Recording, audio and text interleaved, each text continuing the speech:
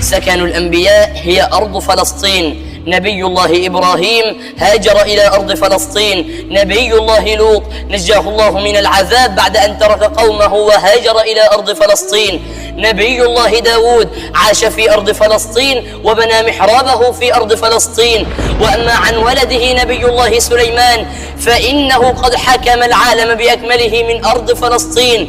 والنملة التي تكلمت مع نبي الله سليمان كانت في قرية النمل في أرض فلسطين. نبي الله زكريا بنى محرابه في أرض فلسطين. نبي الله موسى بن عمران طلب من قومه أن يدخلوا الأرض المقدسة وهي أرض فلسطين، وسموها بالأرض المقدسة لأنها طاهرة مطهرة إلى يوم الدين.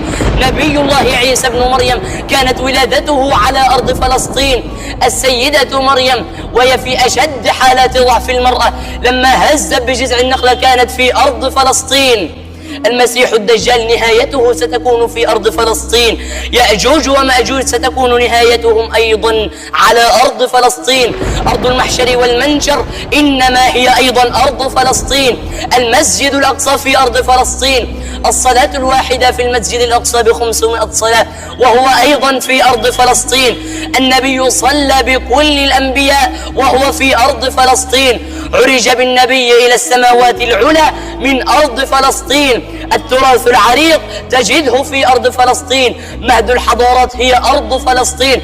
أرض الرسالات هي أرض فلسطين.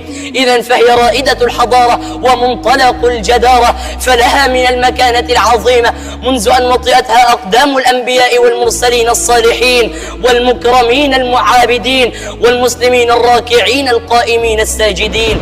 وأقول رسالة إلى كل فلسطيني: أيها الفلسطيني المعتز بتاريخك المعتز بنسبك وحسبك، إذا سألك أحد الناس وقال لك من أنت فقل له وبكل فخر: ألا وإنني من بلد الرجال، ألا وإنني من أرض فلسطين، ألا وإنني من مكان تسمع فيه صوت الأذان، ألا وإنني من أرض قد انتشر فيها الإيمان، ألا وإنني من أم قد أرضعتني لبن الحرية، وأب علمني حب فلسطين من الأبجدية.